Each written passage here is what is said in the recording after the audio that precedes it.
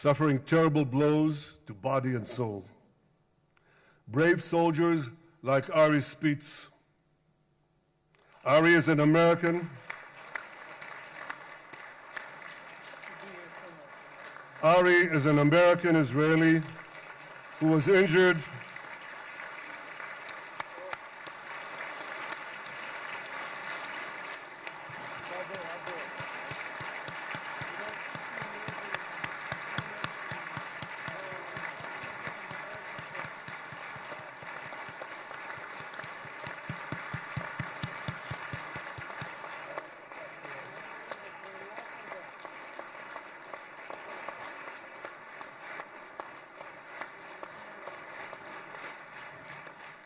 Ari is an American Israeli who was injured in Gaza while searching for Hamas terrorists and weapons.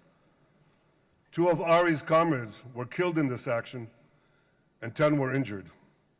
Ari was presumed dead, but made a miraculous recovery despite losing 3 limbs. Ari, stand up for a minute alone. Stand up. There you go. There. Ari,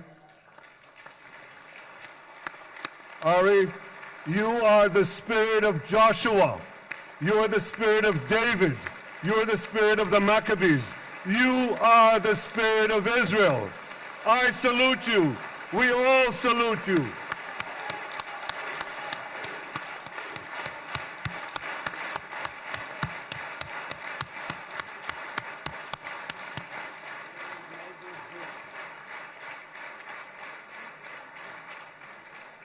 Sabine Tassa of Kibbutz Netiv HaAsara is watching us today from the Israeli consulate in Los Angeles.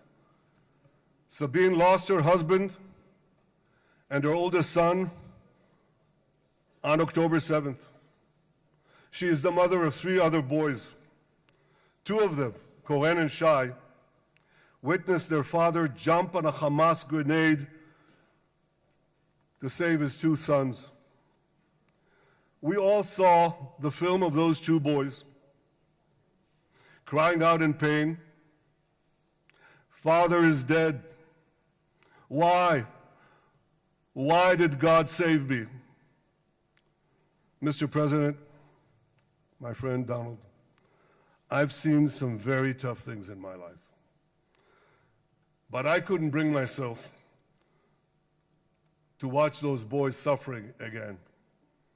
So I didn't see this film except once. Yet Sabine, their mother, has had the strength and fortitude to show this film across the world. And my wife Sarah and I asked her, "Sabine, how do you do it? Why do you do it?" And she answered, "I do it to show the entire world the monsters Israel is fighting and the justice of our cause." This is what she's doing once again in Los Angeles. Sabine, you can hear me now, so I want to tell you on behalf of all of us, you embody the spirit of our biblical heroines, Deborah, Ruth, and Esther. You too are the spirit of Israel, and we all salute you.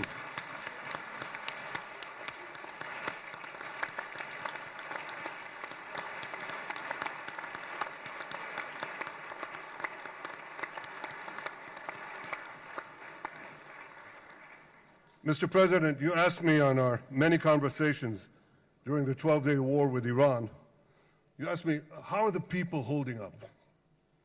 And I said to you, our people are strong. Israelis are a nation of lions with unlimited resolve to defend our country and secure our future. The people give strength to our soldiers, and the people give strength to me and to my colleagues. The Jewish people have risen from the ashes time and again, but when we formed the State of Israel and the Army of Israel, we pledged never again would be defenseless against our enemies. And that resolute strength not only assures our survival, it assures our future it assures peace. We have paid a high price for this war, but our enemies now understand just how powerful and just how determined Israel is. They understand that attacking Israel on October 7th was a catastrophic mistake. They understand that Israel is strong and that Israel is here to stay. And this, Mr. President, is the indispensable foundation of peace. Peace through strength. Ladies and gentlemen, this is a momentous day, a day of great joy as the remaining hostages come home. My wife Sarah and I have met with the hostage families many times. There were no words to describe their agony, only tears of bottomless sorrow and unimaginable pain. At the beginning of the war, I promised to bring all the hostages home. Today, with the indispensable help, the determined and focused help, the unremitting help of President Trump and his team, and with the incredible sacrifice and courage of the soldiers of Israel, we are fulfilling that promise.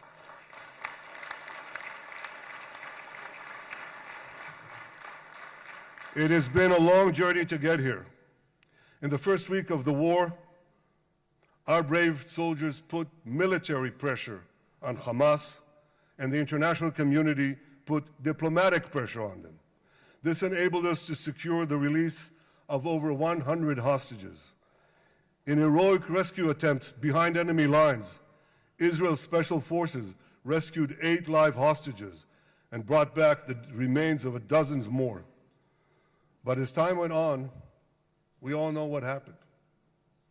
The diplomatic pressure was turned on its head. More and more governments bought into Hamas's false propaganda. More and more governments succumbed to anti-Semitic mobs in their own countries. They just turned on Israel.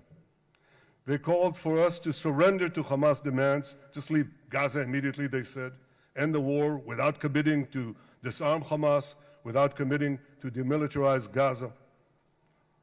Had Israel succumbed to those demands, not only would Sinwar, Nasrallah, Assad, and Iran's missile and nuclear program remain intact.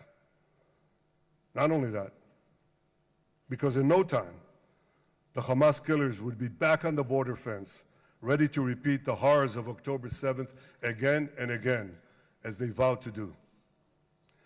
But just at that point of maximum pressure on Israel, a man named Donald J. Trump was elected President of the United States.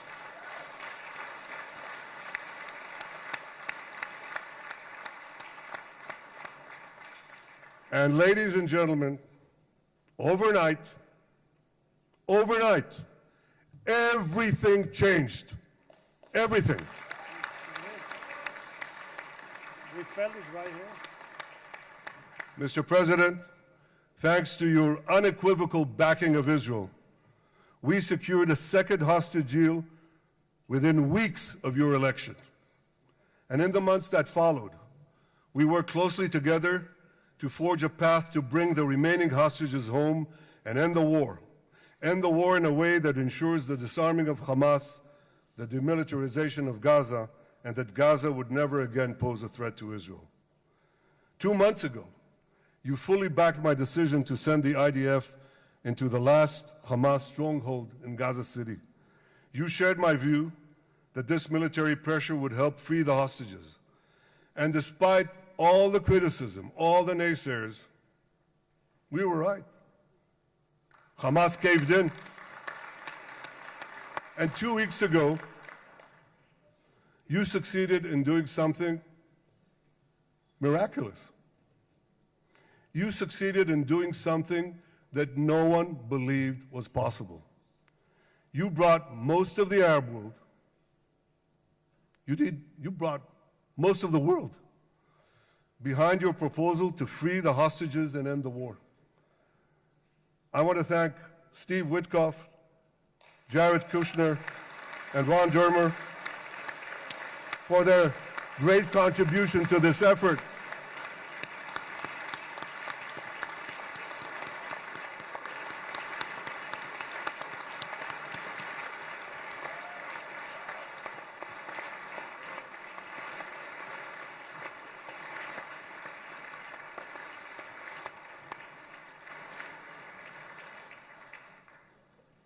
And I want to thank our negotiating team.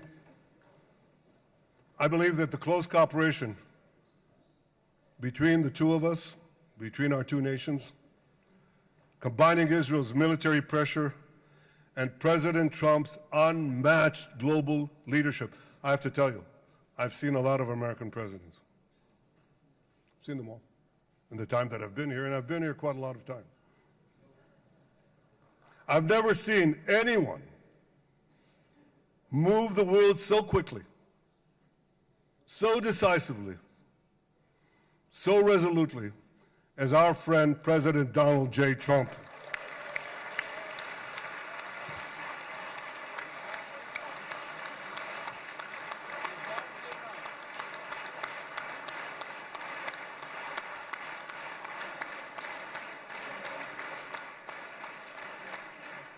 With our military pressure and President Trump's global leadership, we achieved this historic moment.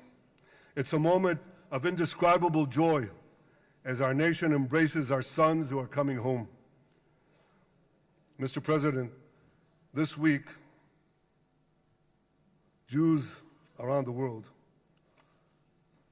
are going to read the book of Ecclesiastes, Kohelet, in the Bible. The Bible has many miraculous moments. One of them was your decision to bomb Fordo. I think it was a pivot of history because it wasn't meant only to bomb Fordo.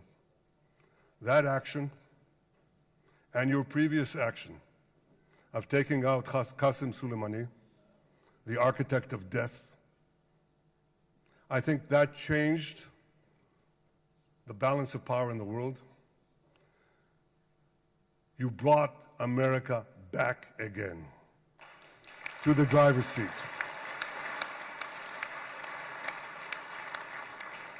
Now, I said that we're going to read this week the book of Ecclesiastes.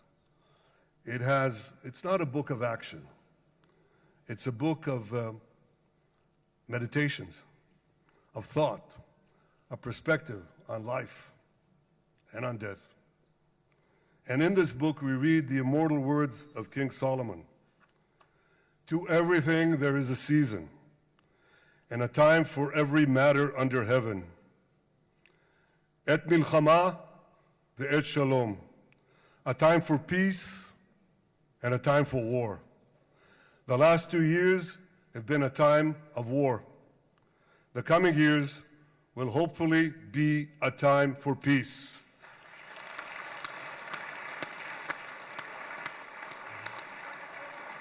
Peace inside Israel and peace outside Israel.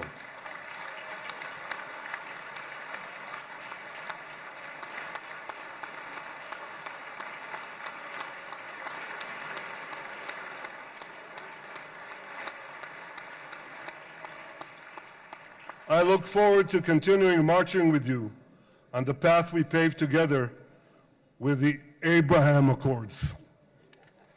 Under your leadership, we can forge new peace treaties with Arab countries in the region and Muslim countries beyond the region.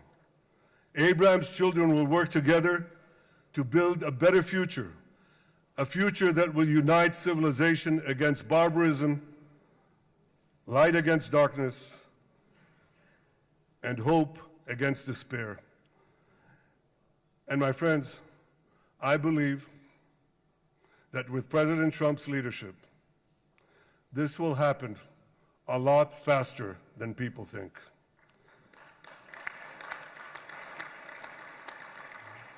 As Prime Minister of Israel, I extend my hand to hold those who seek peace with us. No one wants peace more than the people of Israel. Israel will always remain vigilant in defending itself, and Israel will always remain full of hope. Hope is our national anthem. Hope is our creed. Hope is our strength. It is time, my friends, to realize that hope and expand the circle of peace. Mr. President, thank you for all you have done for us. I have submitted your nomination to be the first non-Israeli recipient of the Israel Prize, Israel's highest award. As to that other prize, just a question of time, you'll get it. But I want you to get the Israel Prize, our highest award, to our greatest friend.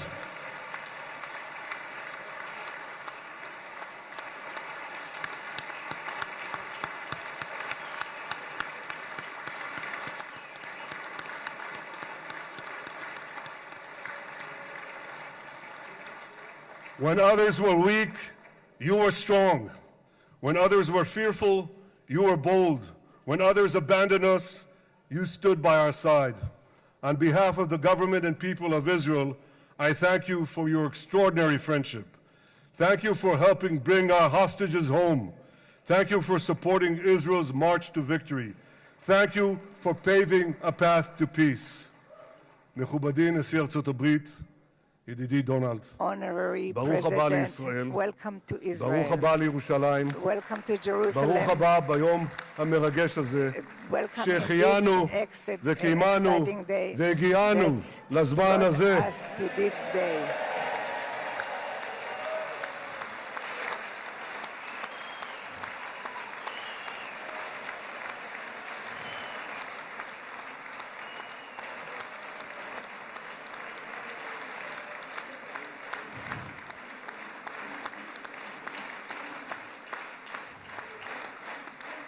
May God bless you and your family, Mr. President.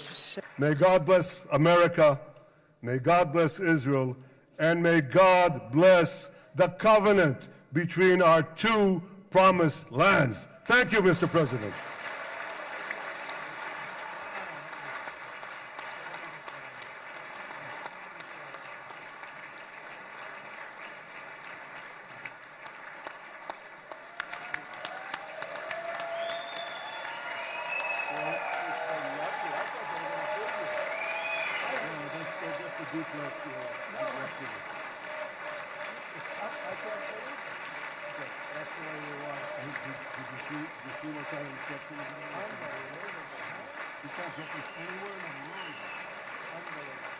But you'll get it in the morning.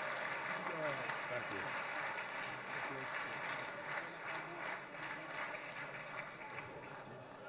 The president. Where?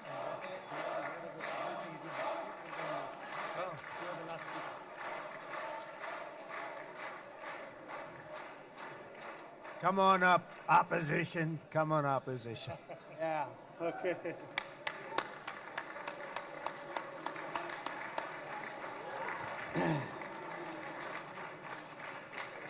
אני מתכבד להזמין כעת את ראש האופוזיציה, חבר הכנסת יאיר לפיד.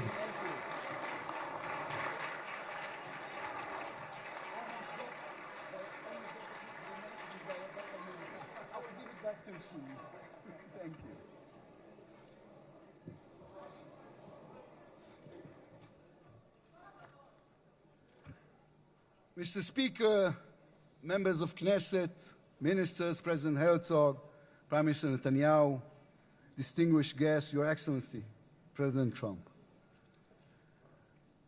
For 2 years, we waited for this moment. 2 years of sleepless nights, 2 years without air in our lungs. Our eyes are filled with tears today. Our hearts are filled with gratitude. Our children are coming home.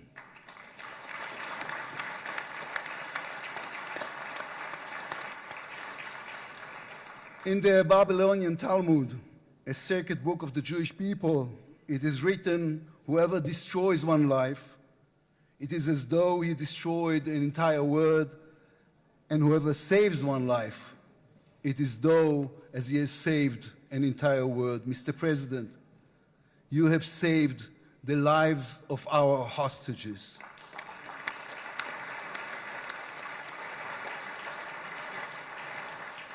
But you saved so much more. You have saved the souls of the bereaved whose loved ones now will be brought home for burial. You have saved thousands of soldiers who will now not fall in battle. And you have saved millions from the horrors of war. You have saved more than one life, and each life is an entire world. This is a historic moment, and a reminder that history is shaped by people. It is shaped by those who know the past, but have the vision to change the future. When you were elected, you declared that you would be the president of peace. You have kept your word. The fact that you were not awarded the Nobel Peace Prize is a grave mistake by the committee. But they will have no choice, Mr. President. They will have to award it to you next year.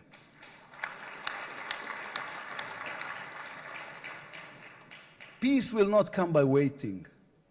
It will come by building, by reaching out, and by daring once again to believe. You, Mr. President, have done the unimaginable. We will be eternally grateful. But we also need to take responsibility. The destiny of Israel will always be written by the people of Israel. We must now prove ourselves worthy of what has been achieved.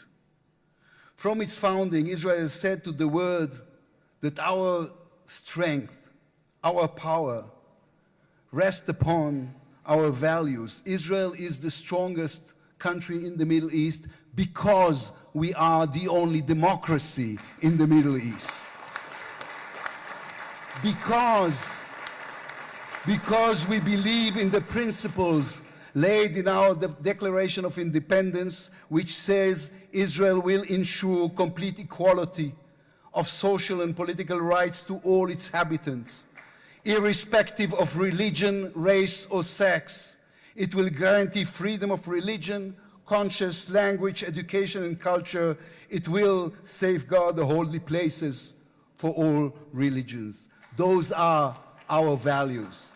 That is who we are as people, as a country. Our neighbors must understand one more thing about us. We are not going anywhere. The Middle East is our home. We are here to stay. Our story did not end in the Bible. It began there. It continues in our laboratories and universities, in our innovation hubs.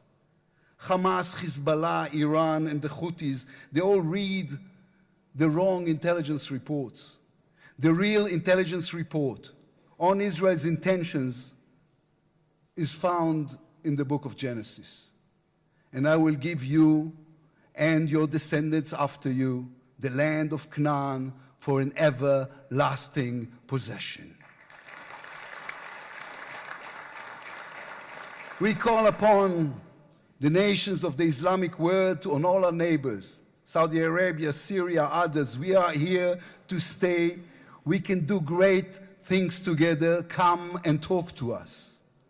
Mr. President, you are the one who can make it happen as you did with the historic Abraham Accords. Then too, no one believed it was possible. Then too, you imposed your vision on everyone. While others spoke of difficulties, you created opportunity. You can be the one to bring the next wave of peace. The people of Israel support this. They want this. We are ready. And you can later today in Egypt with your unbelievably talented team, my friends Steve Witkoff, Jared Kushner, Marco Rubio, Pete Hegseth, forge a regional alliance that will change not only the Middle East, but the entire world.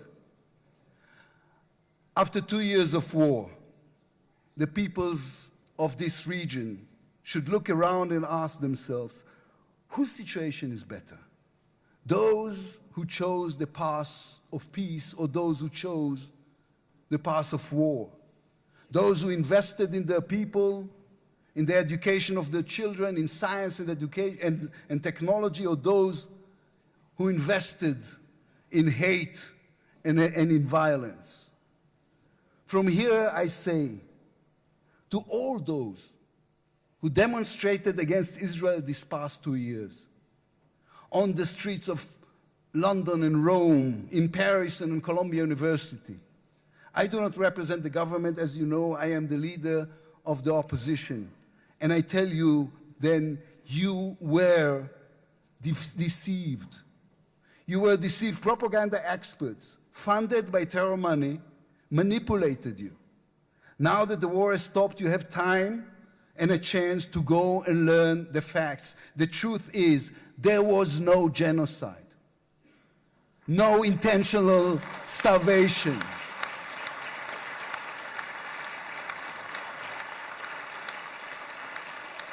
The truth is, there was an army and a country fighting in the most complicated conditions imaginable against terrorists who send their own children to die for a follow-up, who use their own children as human shields. The truth is that a democratic state was attacked by a fanatical terrorist organization. 1,200 people were killed in one day, women were raped, babies were burned alive. And all that, on all the while, they played with your minds, selling you the absurd idea that supporting Islamic terror is somehow a liberal value. There is good and evil in this world. When you stand with Hamas, you stand with evil. When you stand with Hezbollah, you stand with evil. When you stand with the Iranian regime, you stand with evil. When you stand with Israel, you stand on the side of justice.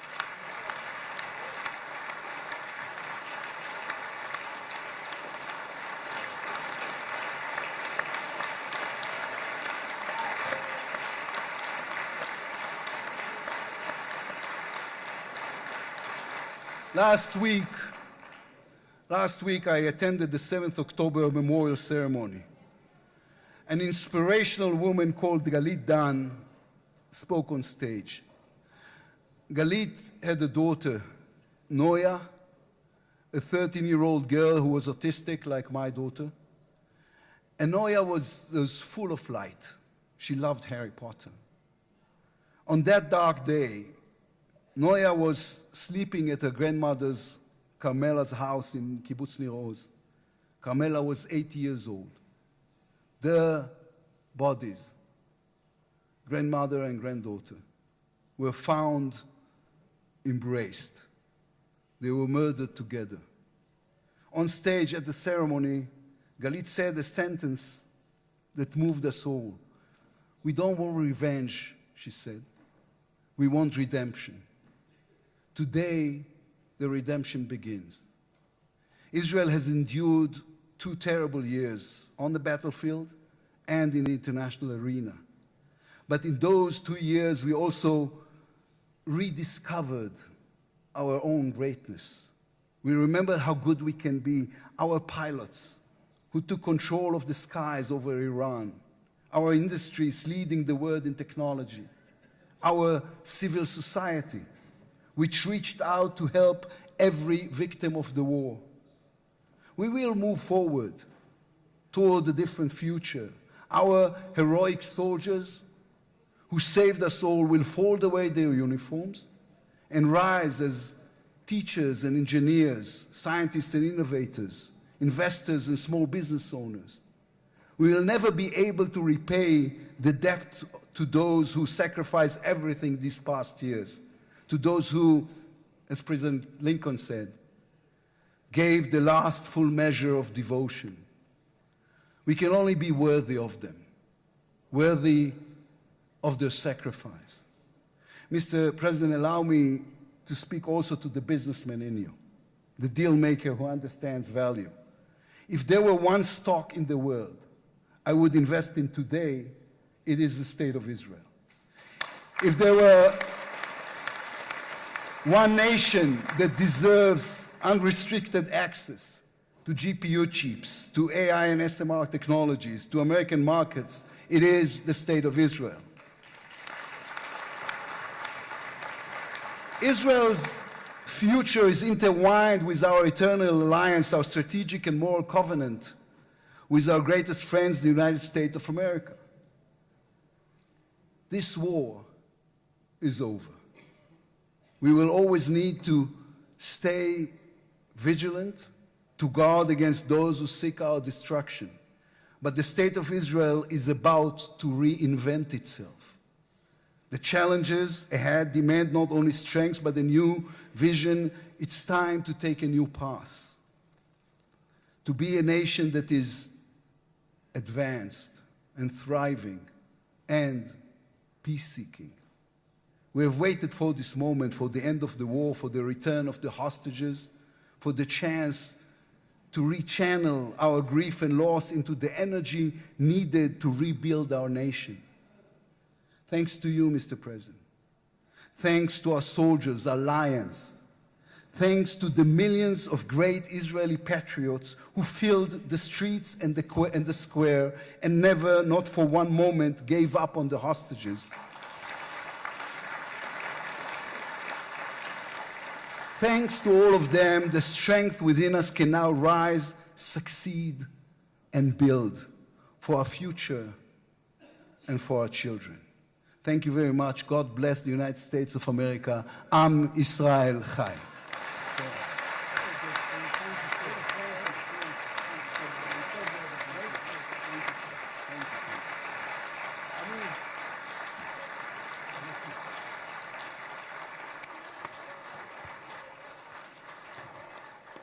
אני מודה לראש האופוזיציה, I would like to thank the head of the opposition. members of the Knesset. Members of the It is Knesset. now my distinct honor to invite the President of the United States of America, His Excellency Donald J. Trump, to address the Knesset.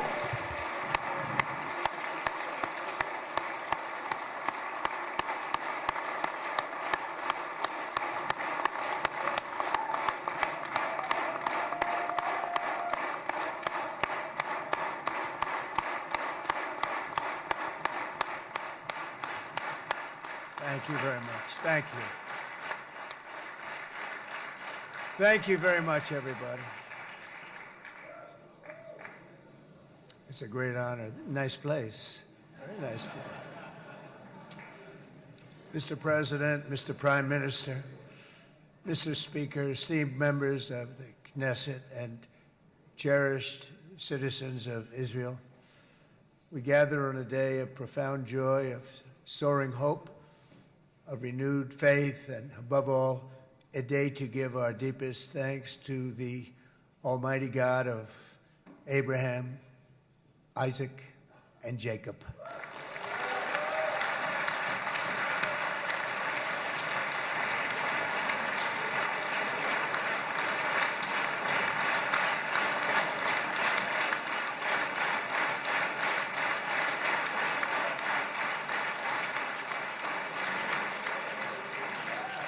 After 2 harrowing years in darkness and captivity, 20 courageous hostages are returning to the glorious embrace of their families, and it is glorious.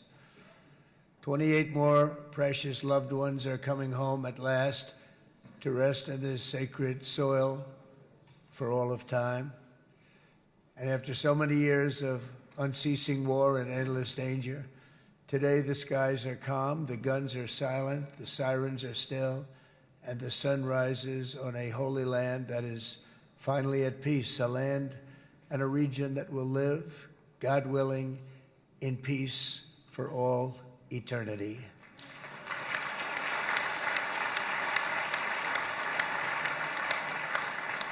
This is not only the end of a war. This is the end of an age of terror and death and the beginning of the age of faith and hope and of God. It's the start of a grand concord and lasting harmony for Israel and all the nations of what will soon be a truly magnificent region. I believe that so strongly. This is the historic dawn of a new Middle East. I want to express my gratitude to a man of exceptional courage and patriotism, whose partnership did so much to make this momentous day possible. You know who I'm talking about. There's only one, Prime Minister Benjamin Netanyahu. Bibi, please stand up.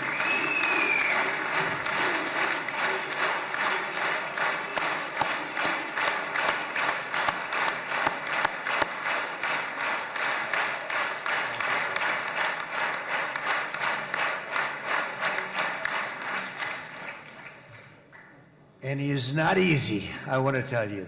He's not the easiest guy to deal with, but that's what makes him great. That's what makes him great.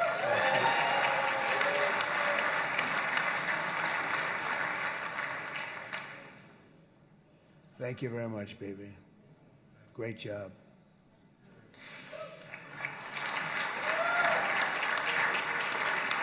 And let me also convey my tremendous appreciation for all of the nations of the Arab and Muslim world that came together to press Hamas to set the hostages free and to send them home. We had a lot of help. We had a lot of help from a lot of people that you wouldn't suspect, and I want to thank them very much for that. It's an incredible triumph for Israel and the world to have all of these nations working together as partners in peace. And it's pretty unusual for you to see that, but it happened in this case. This was a very unusual point in time, a brilliant point in time. Generations from now, this will be remembered as the moment that everything began to change, and change very much for the better. Like the USA right now, it will be the golden age of Israel and the golden age of the Middle East. It's going to work together. I'd like to thank several great American patriots for their invaluable help in getting something done that almost everyone thought was absolutely impossible. We were wasting our time. So many people said, "You're just wasting your time." But we weren't, because we had talented people working with us, and we had people that loved your country, and frankly, people that loved the region. They loved the Middle East. I want to thank my friend Steve Witkoff.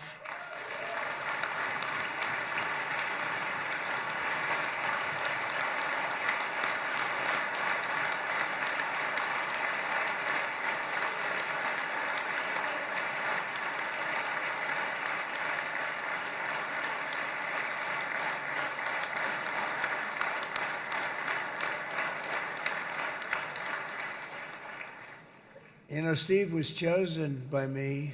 He never did this before, but I knew him as a few things. He was a great businessman, but I know a lot of great businessmen, to be honest with you. He had tremendous negotiating skills, but I know a lot of people that negotiate pretty well, although it is an art. But there are people that can negotiate pretty well. But most importantly with Steve, he's just a great guy. Everybody loved him.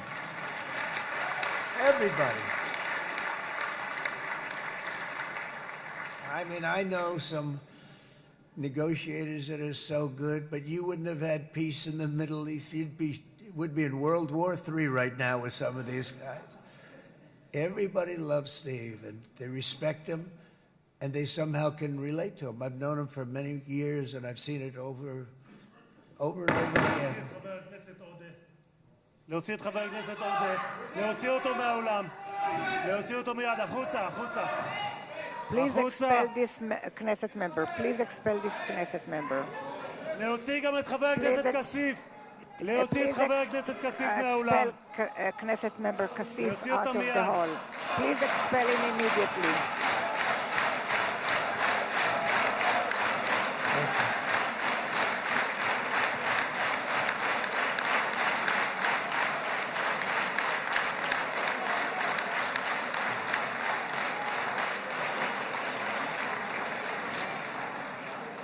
Sorry for that, Mr. President. And I'm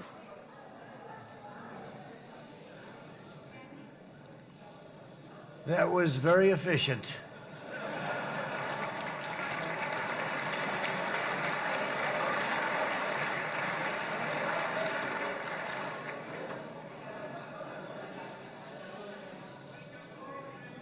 So back to Steve. He's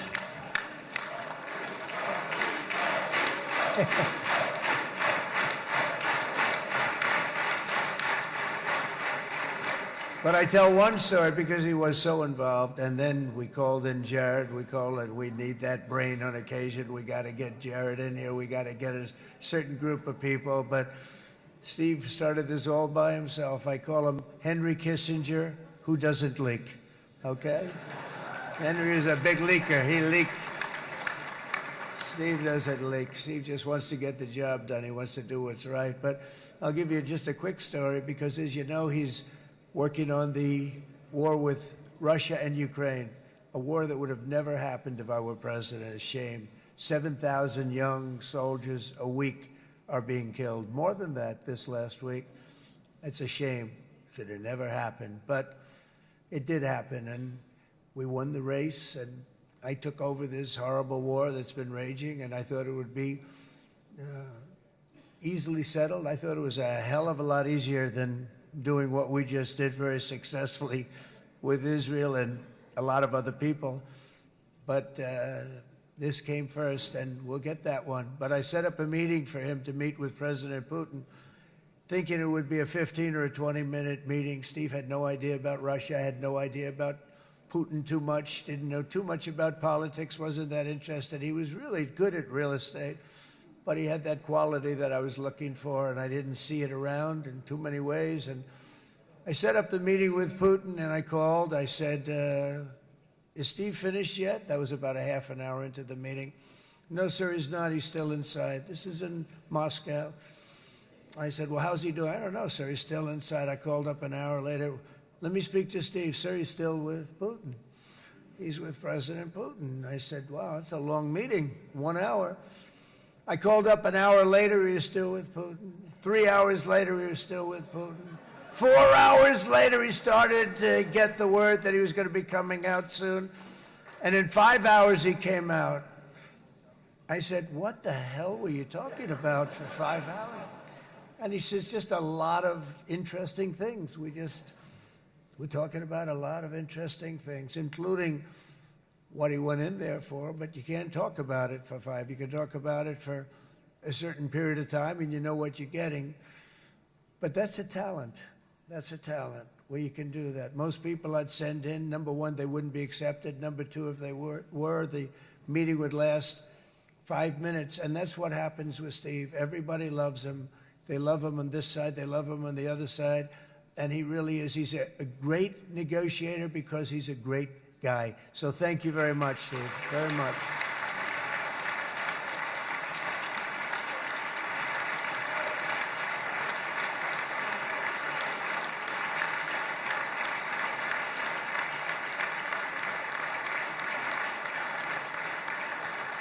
And let me also give a very special thanks to someone who truly loves Israel.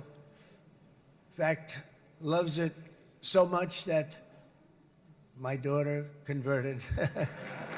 My daughter converted. I didn't know this was going to happen. And Ivanka's here.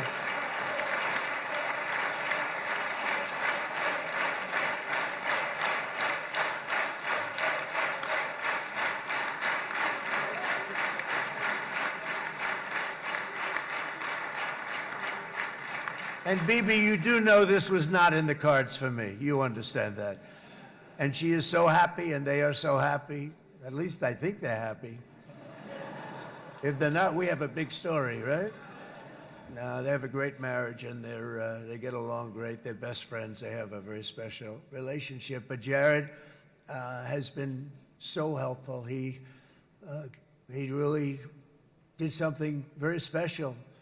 He established the Abraham Accords with a group of very wonderful people. I like calling it the Avraham of course, because people that, right? Abraham. It's so cool. It's so much sort of nicer, you know, the Abraham versus the Avraham.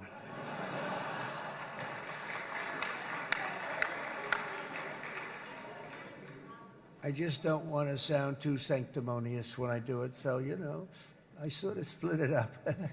This way we keep everybody happy.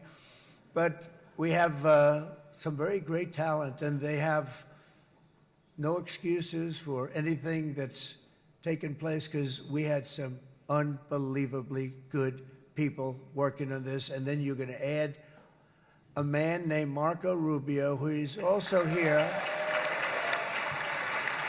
That's right.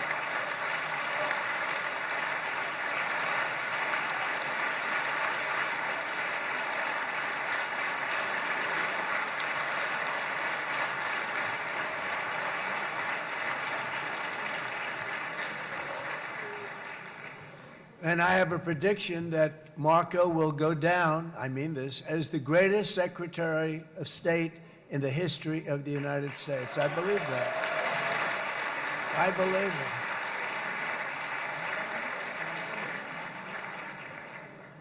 it. And he and I, you know, we really fought it out. You remember, he was tough. He was nasty. Who the hell thought this was going to happen, Marco, right? And now I'm saying he's going to go down as the greatest. He will. He was always smart and sharp, and people respect him. And then we have somebody who's young, but an unbelievable leader. I saw it a long time ago, and he's turned out to be even better than we thought. Right, Susie? I think even better.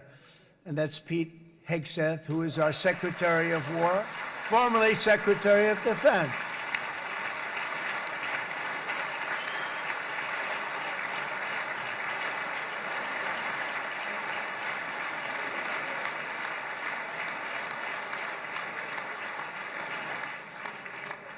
And as you know, we decisively won World War I. We decisively won World War II decisively.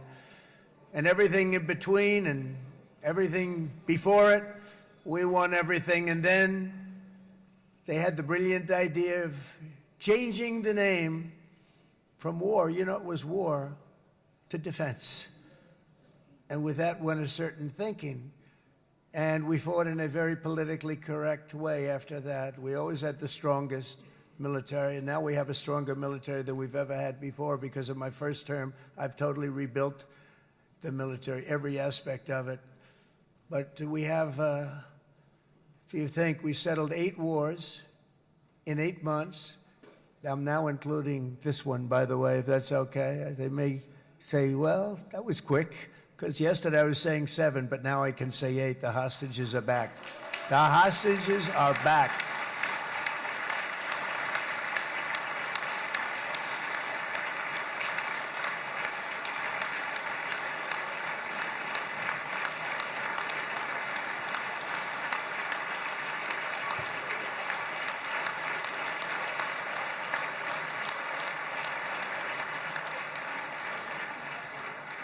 It is a good feeling. Isn't that nice to say? You know, I just said the hostage. First time I said the hostages are back. It feels so good to say it.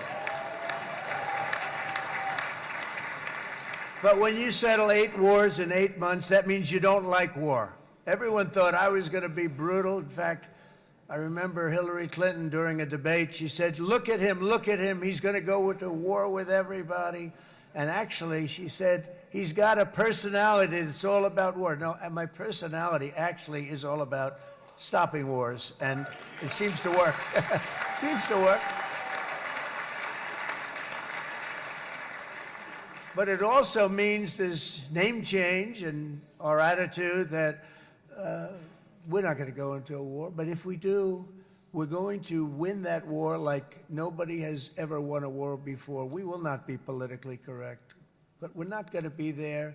And I think, you know, as you mentioned, Bibi, before, peace through strength. And that's what it's all about. The United States has the greatest and most powerful military in the, right now, history of the world. I can tell you we have weapons that nobody's ever dreamt of. I only hope we never have to use them. I rebuilt the military. I was proud to do it, but some of the things I hated to do.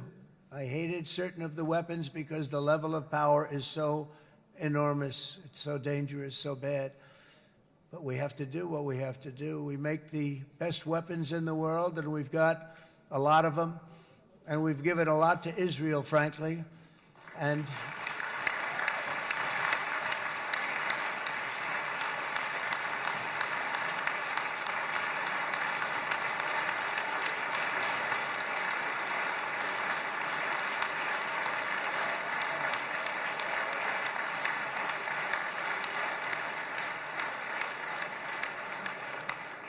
I mean, Bibi would call me so many times, can you get me this weapon, that weapon, that weapon? Some of them I never heard of, Bibi, and I made them.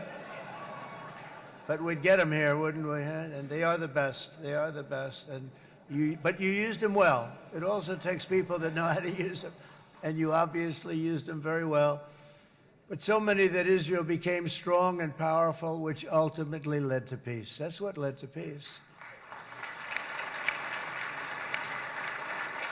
So as we celebrate today, let us remember how this nightmare of depravity and death all began.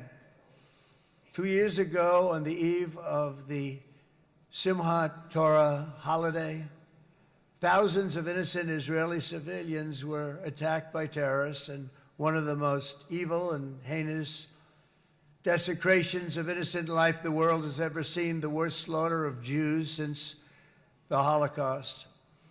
The cruelty of October 7th struck to the core of humanity itself. Nobody could believe what they were witnessing.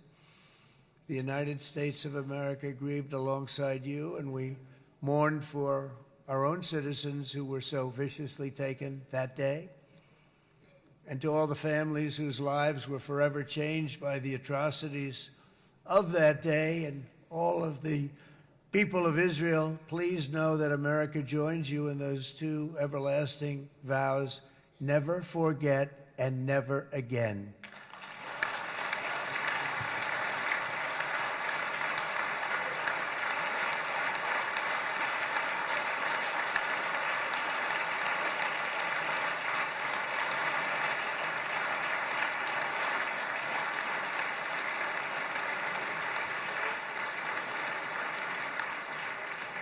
From October 7th until this week, Israel has been a nation at war, enduring burdens that only a proud and faithful people could withstand.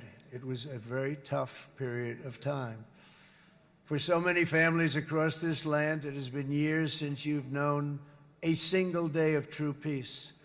But now at last, not only for Israelis, but also for Palestinians and for many others, the long and painful nightmare is finally over. And as the dust settles, the smoke fades, the debris is removed, and the ashes cleaned from the air, the day that breaks on a region transformed, and a beautiful and much brighter future appears suddenly within your reach. This is now a very exciting time for Israel and for the entire Middle East, because all across the Middle East, the forces of chaos, terror, and ruin that have plagued the region for decades now stand weakened, isolated, and totally defeated. A new coalition of proud and responsible nations is emerging, and because of us, the enemies of all civilization are in retreat. Thanks to the bravery and incredible skill of the Israeli Defense Forces and Operation Rising Lion,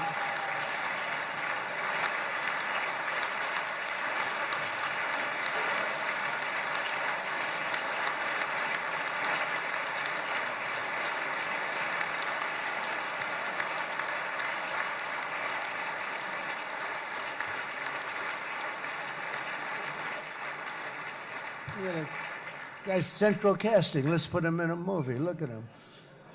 Great job. And my people loved working with you. Loved it. They work so well together. But many of Iran's top terrorists, including nuclear scientists and commanders, have been extinguished from this earth.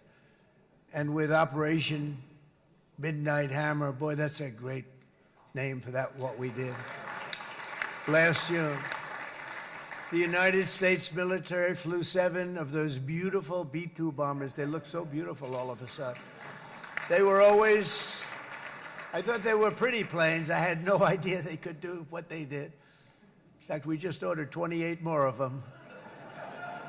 A little updated version. We ordered a whole pile of them. And almost 100 other planes went with them, including fighter jets. We had 52 tankers, big, beautiful, brand new tankers that were loading them up 4 or 5 times. They've traveled 37 hours back and forth. Think of that. But we had tankers all over the sky for all the other planes. We had the F-22s, the F-35s, F-16s. We had a hell of a lot of planes.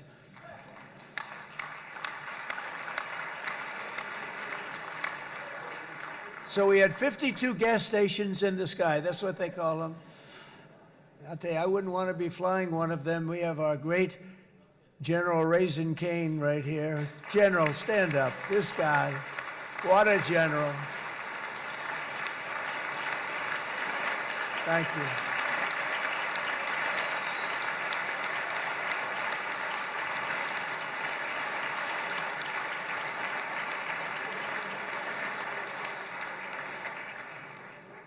I asked General Cain, I said, you know, we're having problems with ISIS, and I was in Washington, and I asked, how long would it take to defeat ISIS? And my Washington generals told me, 3, 4, maybe 5 years, sir.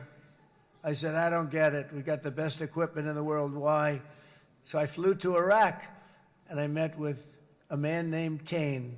He said, what's your first name? He said, they call me Raisin, sir. I said, wait a minute, your name is Raisin Cain? I've been looking for you for a long time. You gotta be kidding. So they told me 3, 4, 5 years to defeat ISIS. And I sit down with him and I say, why is it? I flew there in the dark of night. I landed, I'll never forget it. It was quite a trip. I'm glad I made it because I met him. I said, could I ask you, General? I come down. He said with another general and a sergeant. Everybody was like central casting. They could go into a movie right now. Between him and you guys over here, we could get rich making movies, okay? And they got along so great. That's the beautiful thing, that your military and our military, Bibi, got along so great. But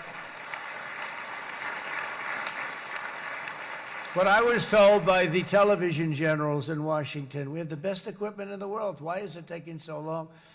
And they said, 4 years. I said, so let me ask you, Raisin, how long would it take you to defeat ISIS? Sir, we can do it in 3 weeks, but you'll probably have some time left over. I said, you gotta be kidding. What the hell are you talking about? They said 4 years. I said, well, sir, look, it's not my place to say, but you're asking me the question. What you have to do is you hit them from the west, you hit them from the north, you hit them from the south, you hit them above, you hit them below. I said, so why didn't they do it? And he didn't want to speak badly of his superiors, which is hard to believe they were his superiors. It should have been the other way around a long time ago, because he's the one that did Operation Hammer. It was flawless. It was flawless. It was absolutely flawless. And I said, so you really think you can do it in 4 weeks? Yes, sir, 100%. You have to do it differently than they were doing it. They were using one base, and it was hundreds of miles away. And he says, we have all these portable bases all over the Middle East. And they didn't want to use them because they didn't want to offend the country where the portable, they wouldn't have even known what the hell the planes were going up, right? They wouldn't have known, but he said, no, they didn't want to defend anybody, offend anybody, and but we can do it in 4 weeks. I said, you sure about that? I'm going to call you back. I'll call you back on Monday. I'm going back to Washington. But you think 4 weeks? Yes, sir, I think we can do it in 4 weeks. We'll have time left over. So I call him on Monday. I say, you think you can do it? 4 weeks. I said, go ahead and do it. He did it. I'll tell you, he did it in 4 weeks, less than 4 weeks. So, General, stand up, please. Again, this is a real general. This is not a television general. He doesn't want to go on television.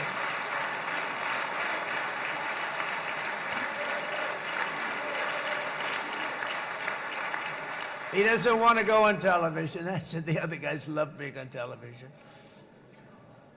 So we dropped 14 bombs on Iran's key nuclear facilities, totally, as I said originally, obliterating them.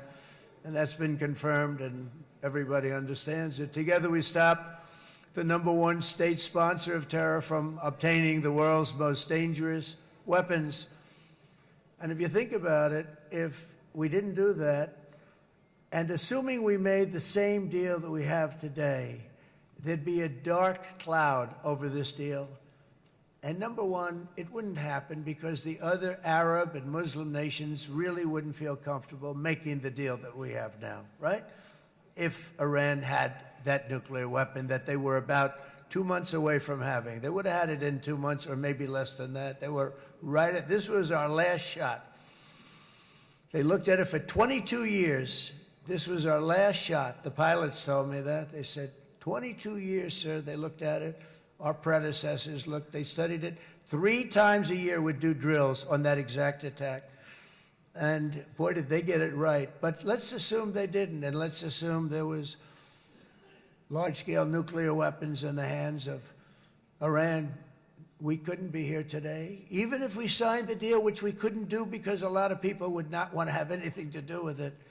We took a big cloud off of the Middle East and off of Israel.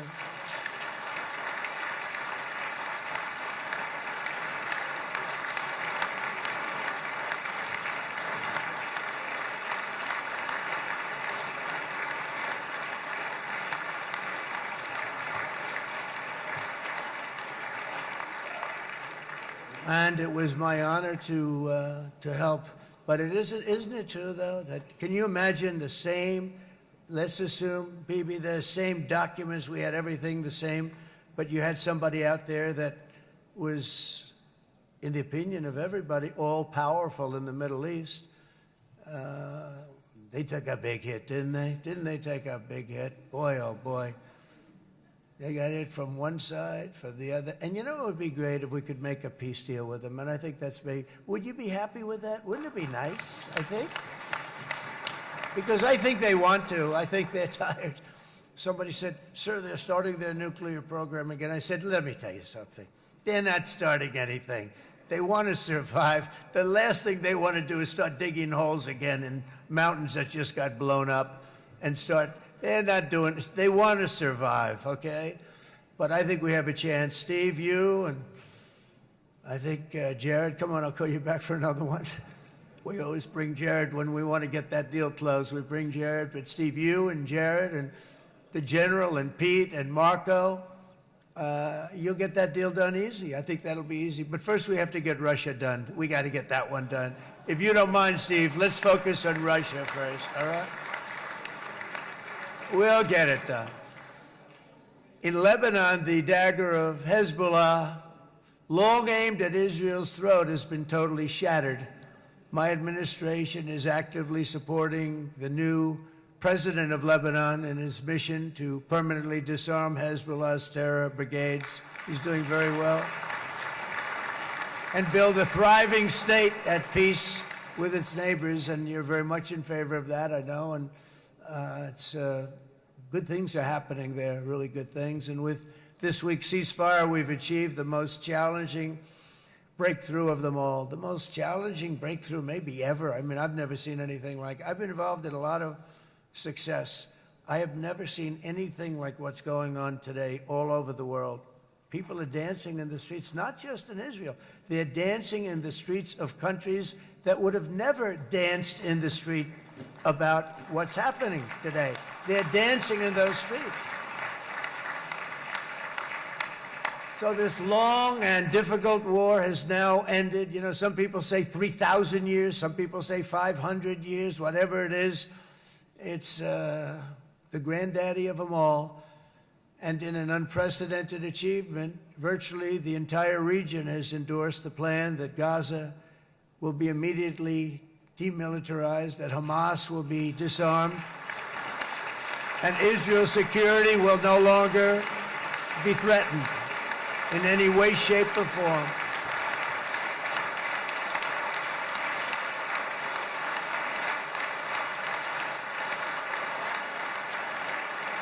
So Israel, with our help, has won all that they can by force of arms. You've won.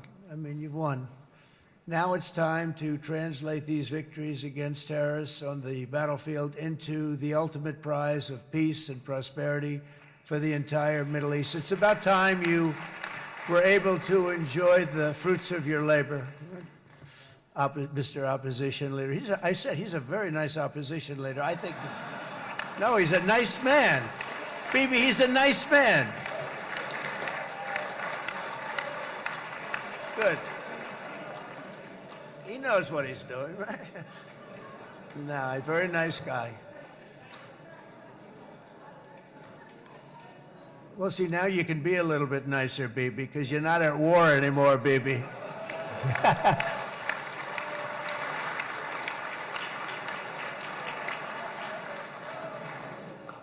But only by embracing the opportunities of this moment can we achieve our goal of ensuring that the horrors of recent years will never happen again. You don't want to have to go through this again. 8 years ago, I came to this region on a very special first trip abroad as the President of the United States. I came here very early at your request. I addressed the leaders of the Arab and Muslim world gathered in Saudi Arabia and said that it was time to build a future free of the grip of extremism and terror. And interestingly, right now, as soon as I'm finished, I'm quite late. You've kept me quite late between opposition leaders and Bibi's brilliant but very long speech. I thought I was going to run up here, make a speech, and then head to Egypt. It didn't work out, though. And you made a pretty long one, too, sir.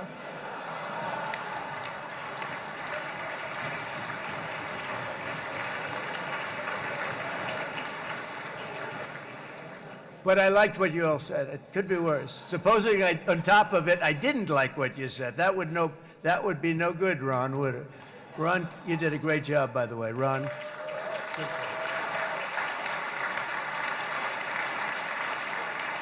Yeah.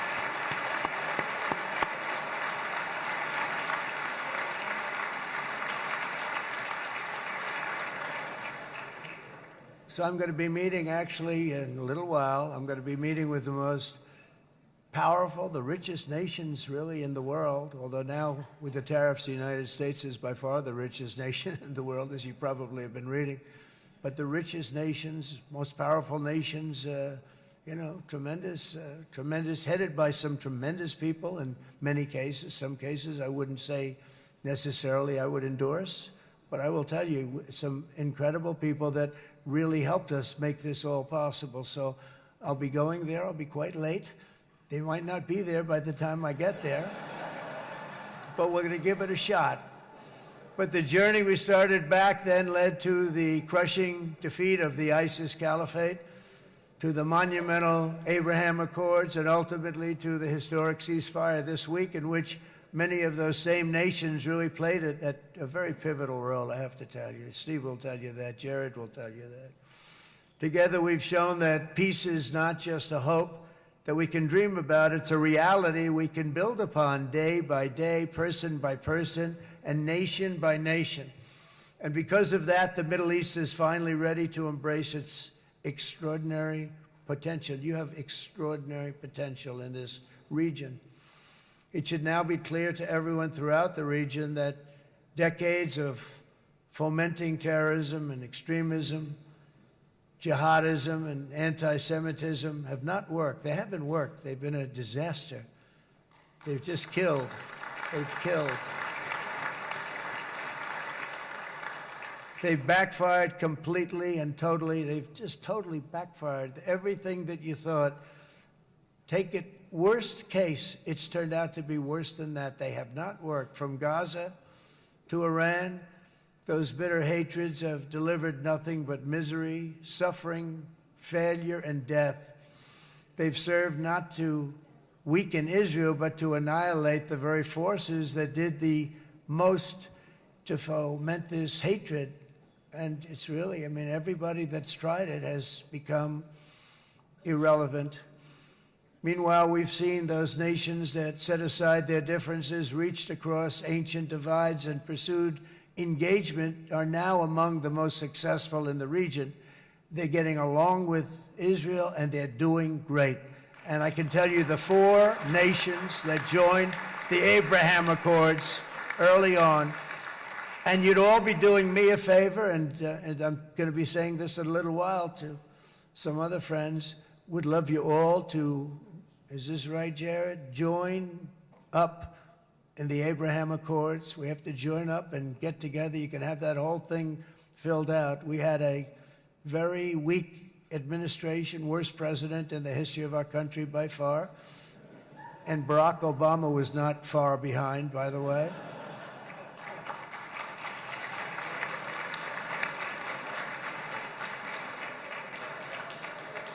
And they did nothing with this incredible document, the Abraham Accords, but now you can fill them up. Now you have peace, you have people that really like Israel. I'll tell you what, and they like Israel a lot more today than they did even 5 weeks ago. You've made a lot of, you've come back strong, because it was getting to be a little nasty out there in the world, and ultimately the world wins. You can't beat the world always.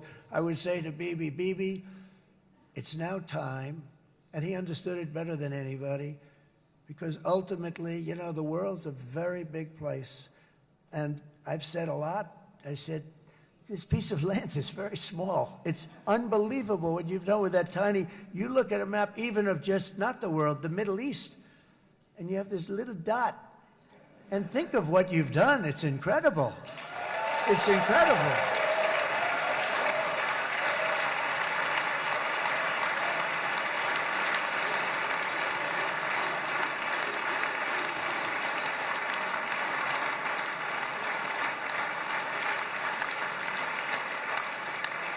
But the world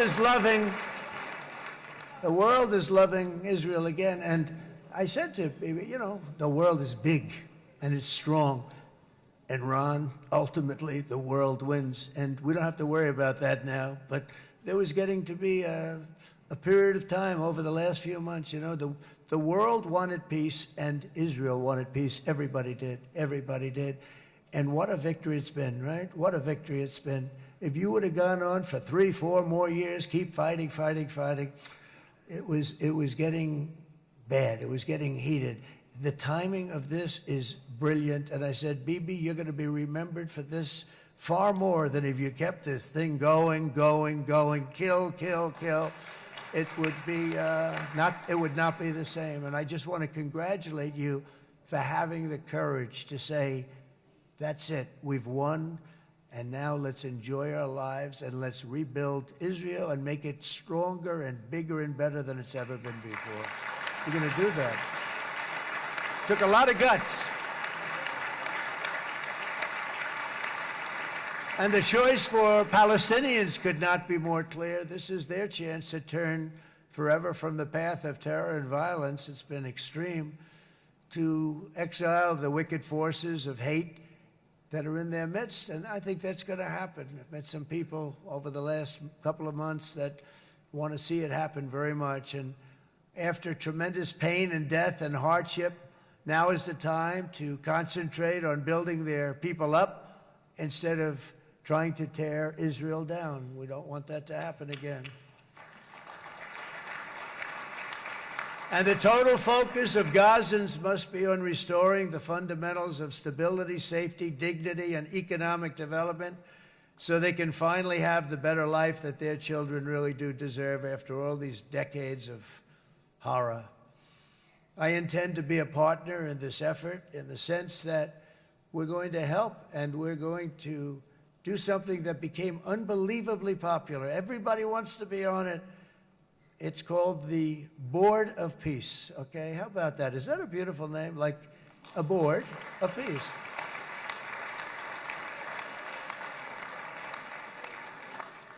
The only bad thing from my standpoint, every single nation involved has asked me to be the chair, and I'll tell you, I'm very busy. I didn't count on that, but you know what? If we do it, we'll do it right, and we have unbelievable power and wealth, because you're going to need wealth. You're going to need wealth to rebuild things, and they have wealth like few people have wealth. I want to thank the Arab and Muslim nations for their commitment that they've made to support a safe rebuilding of Gaza and beyond. I have many Arab countries, very wealthy countries, that came up and said, we'll put up tremendous amounts of money to get rebuild Gaza. And I think that's going to happen. The power, they want dignity, they want to come forward, and they want to say, and I want to say who they are, because what they're doing is going to be, I think, something that you're going to be very impressed with, Bibi. And you need that. You need the kind of economic power that they have, and they want to see it work. And they want to see it be safe. And they want to see it be good for Israel, too. And as much money as it will be, and it's a lot, as you can see, it's a lot. For these countries, it's relatively little relative to their worth. It's really a lot of money like most people could never even conceive, but for these countries, it's not that much, especially because it ensures success and stability in the Middle East, which is what they want to see. So many of them will be with us in Egypt in a little while, I think. I'm not sure. They may be gone. They may have taken their Boeing 747s and left. I said, what kind of a plane do you fly? 747. I said, that's a large plane. No, they may have. Steve, do you think they've left on their their brand new Boeing 747s? Or I don't know. We're going to find out soon. It's going to be a big story. There'll be 2 people left, and they'll be the 2 poorest ones.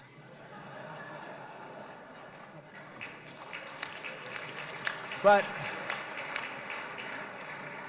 it will be the wealthiest and most powerful group of nations. So the group that we have assembled, that's waiting for us, is the wealthiest and most powerful group ever assembled at one time. There has never been a group like this. And they're only looking for good. They want good. They're going to do good. And as those commitments are made, I'm going to let the world know who's doing it, because they really deserve to get the credit. And some of them probably won't want the credit, but they deserve it. It's more obvious than ever that the productive and responsible nations of this region should not be enemies or adversaries. You should be partners and eventually even friends, and that's what's going to happen. I know it. Together you can stand against the forces of chaos. Yeah, you go ahead. That's an important point.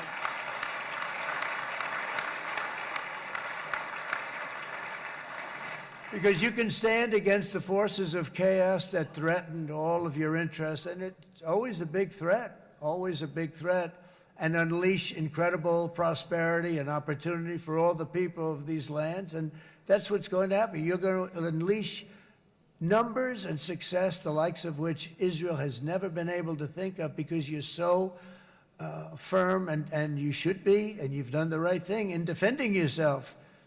You're not going to have to worry so much about it. You've won, and now you can build, and you can do things that you never even thought possible. When you put that genius into doing something else, it's going to be something it's going to be a miracle. The miracle in the desert, it's going to be amazing. And it already is in a true sense. But it'll be wonderful when you can spend time thinking about other than war and defense and offense also. To that end, it's my firm hope and dream, frankly, that together the Abraham Accords will turn out to be everything that we thought they would. Those 4 countries were very, very brave in doing it. They did it at a very early point, and every single one of them benefits unbelievably financially. And if you notice, even in this bad period that we just went through, they all remained a member of the Abraham Accords. They've done unbelievably well. And you know who you are, and I want to thank you. And they've stayed because of loyalty, but they've also stayed because it was really good business. They've made a lot of money being members, and you're going to all, I hope that I hope that every one of the countries that we're seeking, Jared, I hope they join quickly. No games, no nothing. Just join, get it. It's going to be a great peacemaker. It's really going to bring it together beyond anybody's wildest dream. So instead of building fortresses to keep enemies at bay, the nations of this region should be building infrastructure to weave your commerce closer together, because you've got to compete with the big world out there in commerce now. It's a different kind of competition. Instead of making weapons and missiles, the wealth of this region should flow to schools and medicine, industry, and frankly, the new hot thing, artificial intelligence. It's a lot of intelligence you're going to have to be throwing off to pay back these sums of money that they're doing. But that's really the hot one. And I might say that the United States, a year ago, was a dead country. I say it to people. I heard it first from the King of Saudi Arabia. I then heard it from UAE. I heard it from Qatar. I heard it from many other countries. A year ago, the United States of America was a dead country. Now it's the hottest country anywhere in the world. It is the hottest. There's no question about it.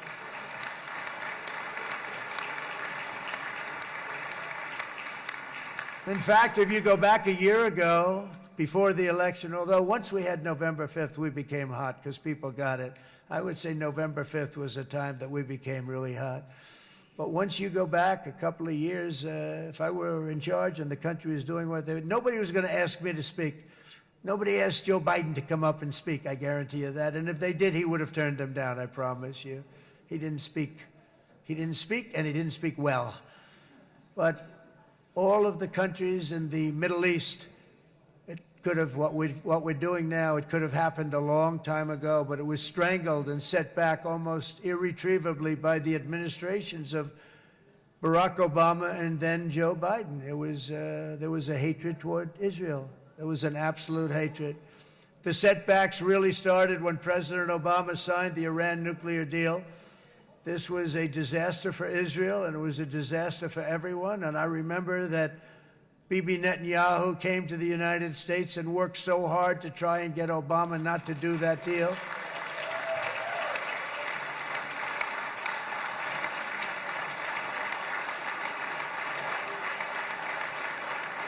He worked so hard.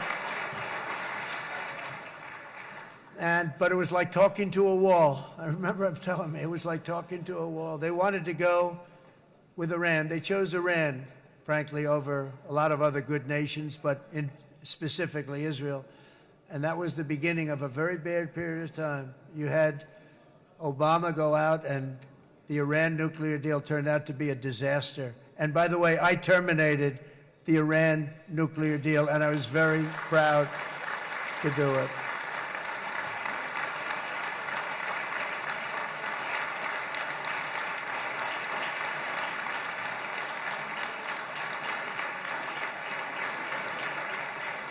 Yet even to Iran, whose regime has inflicted so much death on the Middle East, the hand of friendship and cooperation is open. I'm telling you, they want to make a deal. That's all I do in my life. I make deals. I'm good at it. I've always been good at it. And I know when they want. Even if they said, we don't want to make a deal, I can tell you they want to make a deal.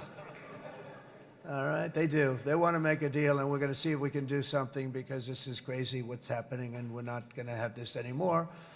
Neither the United States nor Israel bear the people of Iran any hostility. We merely want to live in peace. We don't want any looming threats over our heads, and we don't want to even think in terms of nuclear destruction. It's not going to happen, never will happen.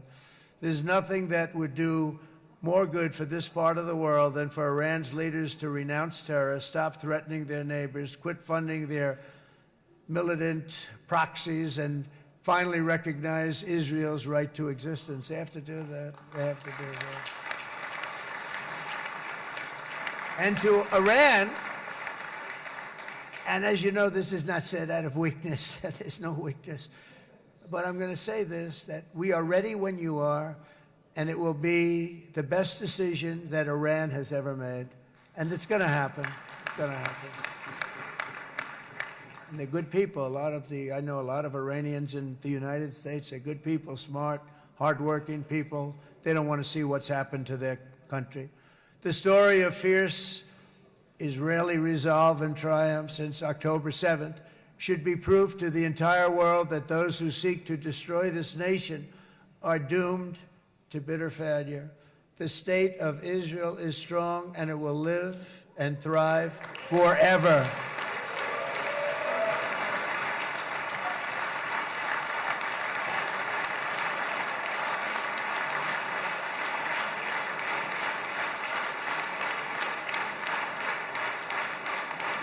And that is why Israel will always remain a vital ally of the United States of America. Israelis share our values, field one of the world's most powerful militaries. You really do. You have an amazing, what a job you've done. And have one of the most innovative economies on earth.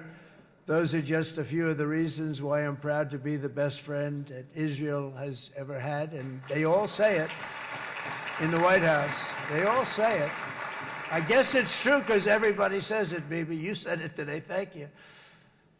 But as president, I terminated the disastrous Iran nuclear deal, and ultimately I terminated Iran's nuclear program with things called B-2 bombers. It was swift, and it was accurate, and it was a military beauty.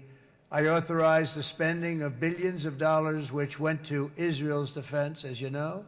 And after years of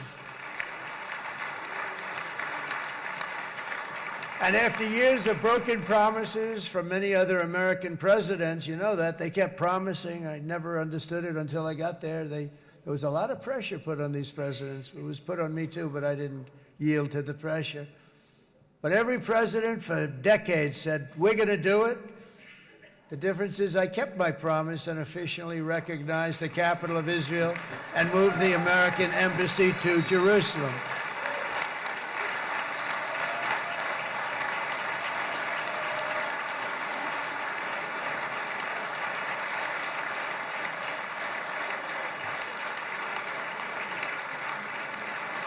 Isn't that right, Miriam? Look at Miriam. She's back there. Stand up, Miriam. Stand up.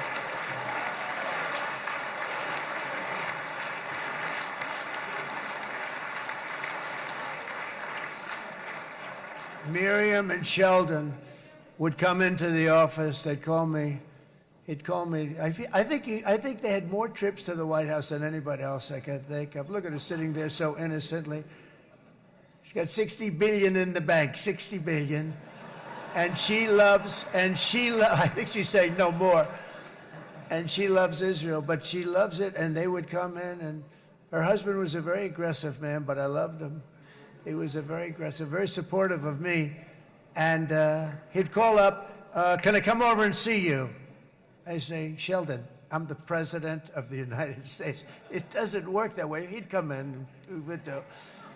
But they were very responsible for so much, including getting me thinking about Golan Heights, which is probably one of the greatest things to ever happen to Israel.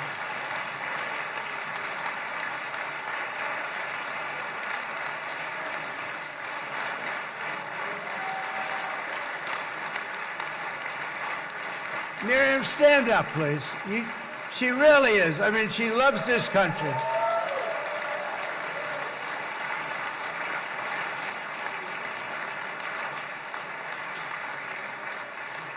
She loves this country. Her and her husband are so incredible. We miss him so dearly. But I actually asked her, I'm going to get her in trouble with this, but I actually asked her once, I said, so Miriam, I know you love Israel. What do you love more, the United States or Israel? She refused to answer. That might mean Israel, I must say. We love you. Thank you, darling, for being here. That's a great honor. Great honor. She's a wonderful woman.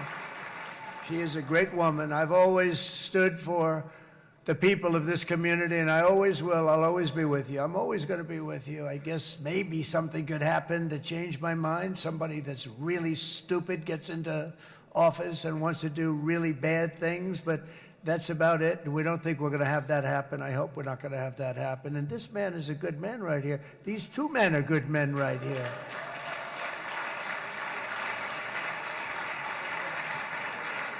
Hey, I have an idea.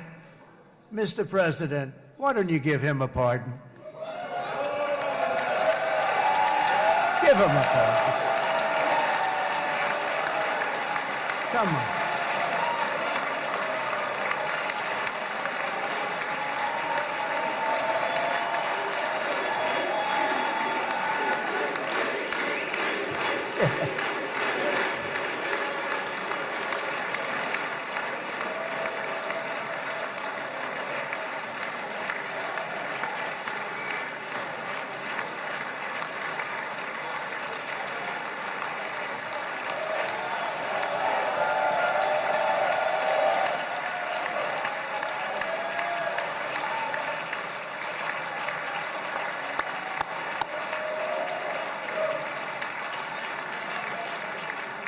By the way, that was not in the speech, as you probably know. But I happen to like this gentleman right over here, and it just seems to make so much sense. You know, whether we like it or not, this has been one of the greatest wartime presidents. This has been one of the greatest wartime presidents. And cigars and champagne, who the hell cares about that?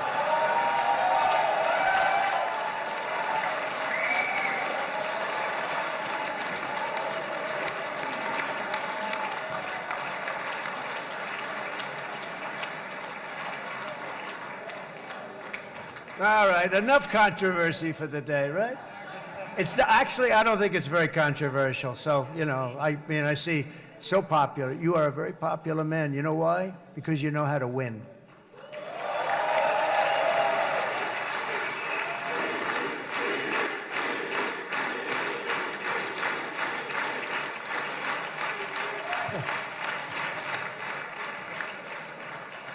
Over the past 2 years, I've met many of the families of the Israelis taken hostage and those that were taken hostage. Unbelievable. I've looked into their eyes. I've seen the worst nightmares of their suffering, but I've also seen something else, the beautiful love of the people, the love of people, frankly, that hold things together, the love that gives you the courage to carry on through thousands of years of persecution and repression, and to emerge with the heart of David.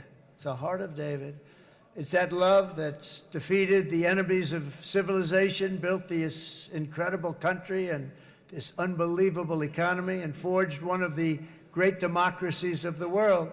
That is why it's a true honor to stand here today and address this assembly in your ancient and eternal now capital, Jerusalem. I'm proud to have helped in that regard.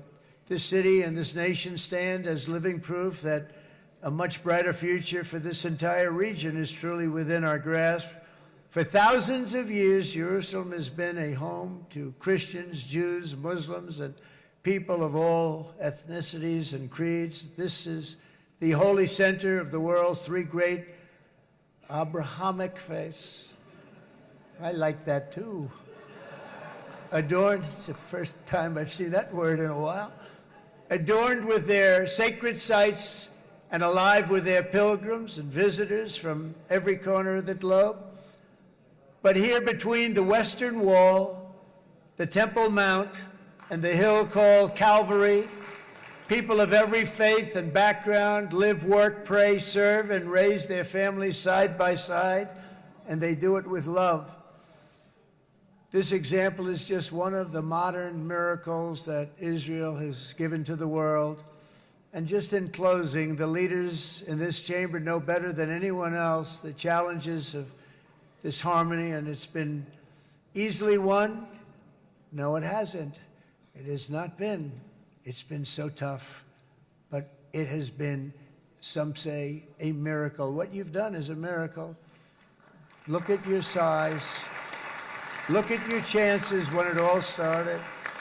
And you know, if you think about it, you are safer today, stronger today, and more respected today than at any time in the history of Israel. Think of it. People used to say it wouldn't exist. They don't say that anymore, do they? Yet if safety, security, and coexistence can thrive here in the winding alleys and ancient paths of Jerusalem, then surely peace and respect can flourish among the nations of the broader Middle East. The God who once dwelled among his people in this city still calls us, in the words of Scripture, the turn from evil and do good, to seek peace and pursue it. So he still whispers truth into the hills and knolls and valleys of his magnificent creation, and he still writes hope into the hearts of his children all over the world.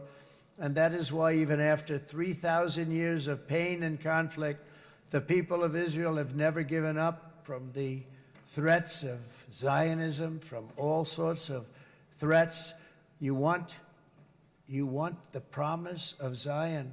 You want the promise of success and hope and love and God. And the people of America have never lost faith in the promise of a great and blessed future for all of us. From the very first day that modern Israel was founded, we have stood together through thick and thin of setbacks, and through victory and defeat, through glory and heartache. We have built industries together. We have made discoveries together.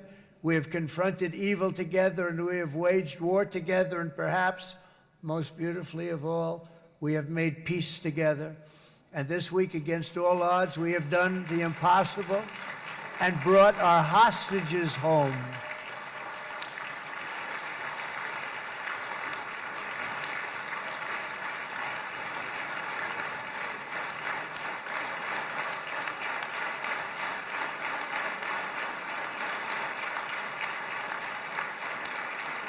So now we're going to forge a future that is worthy of our heritage. We're going to build a legacy that all the people of this region can be proud of.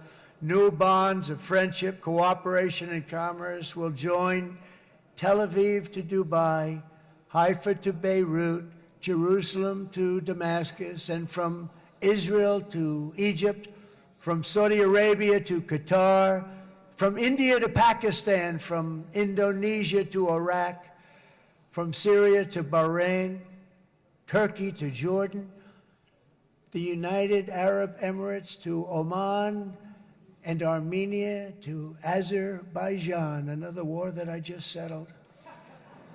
We are going to have hope, harmony, opportunity, and happiness here in the spiritual and geographic center of the entire world. That's what you are. Israel, America, and all of the nations of the Middle East will soon be safer, stronger, greater, and more prosperous than ever before.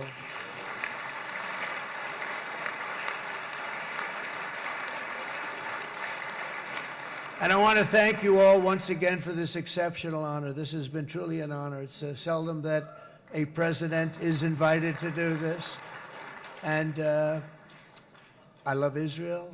I'm with you all the way. You will be bigger, better, stronger, and more loving than ever before. Thank you very much. God bless you. God bless the United States of America. And God bless the Middle East. Thank you, everybody. Good luck. Thank you very much. Thank you.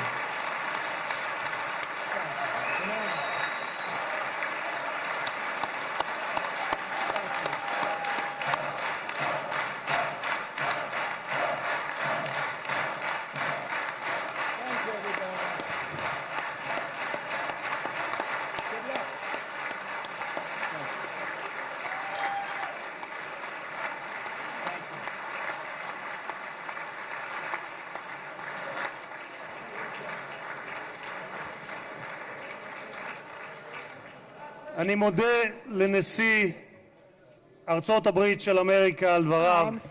חברות וחברי הכנסת, תם סדר היום.